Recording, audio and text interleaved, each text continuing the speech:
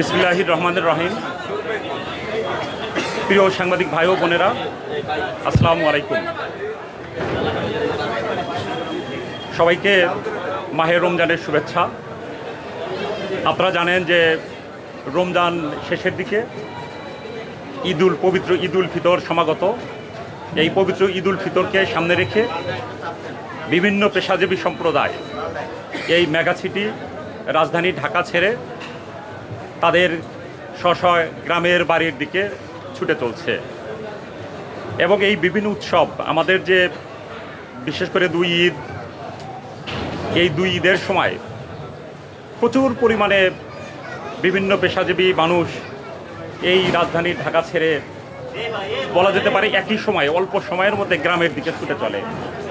এই সময় আমাদের বিভিন্ন লঞ্চঘাট বলেন, বাস টার্মিনাল বলেন, রাস্তাঘাট প্রত্যেকটা জায়গায় বড় একটা কনজেশন তৈরি হয়ে যায়। আমাদের যে পরিমাণ চাহিদা থাকে সে পরিমাণ দেখা যাচ্ছে যে আমাদের যানবাহন নাই। এই সময় নতুন নতুন কিছু অপরাধীদেরও তৎপরতা দেখা যায়, যেমন আপনার চাঁদাবাজ, অজ্ঞান পার্টি, মলম পার্টি, ছিনতাইকারী, তাদের কিন্তু দৌরাত্ম্য বেড়ে যায়। কাজেই এই ঘরমুখো মানুষ যাতে তাদের প্রিয়জনদের সাথে নিরাপদে ঈদ করতে যেতে পারে এবং ঈদ করে আবার এই রাজধানী শহরে যাতে ফিরে আসতে পারে, তাদের সেই নিরাপত্তা দেওয়ার জন্য র্যাপিড অ্যাকশন ব্যাটালিয়ন তৎপর। এবছর ঈদকে কেন্দ্র করে র্যাপিড অ্যাকশন ব্যাটালিয়ন 3 স্তর বিশিষ্ট নিরাপত্তা ব্যবস্থা নিয়েছে। এই শুধুমাত্র ঢাকার শহরের গুরুত্বপূর্ণ যেই পয়েন্টগুলো আছে, ধরেন সদরঘাট, সায়দাবাদ, শ্যামপুর, সূত্রাপুর, ডেমরা, এই বিভিন্ন গুরুত্বপূর্ণ জায়গায় নিরাপত্তা দেওয়ার জন্য আমাদের 32টা টিম কাজ করবে। তার পাশাপাশি 6টি সিভিল টিমও আমাদের কাজ করবে তাদের গোয়েন্দা সংগ্রহ, তথ্য সংগ্রহ করার জন্য। এবং এটা ঈদের দিন পর্যন্ত চলবে এবং ঈদের পরবর্তী দিন পর্যন্ত আমাদের চলবে। এবং এই অপরাধীদের নিয়ন্ত্রণ করার জন্য আমাদের রোবাস্ট প্যাট্রোলিং চলবে, পাশাপাশি ফুড প্যাট্রোলিং থাকবে এবং বিভিন্ন জায়গায় চেকপোস্ট স্থাপন করা হবে যখন যেখানে যেটা প্রয়োজন সেটা। আর তাছাড়া আমরা গুরুত্বপূর্ণ 2টা জায়গায় আমরা কন্ট্রোল রুম স্থাপন করেছি।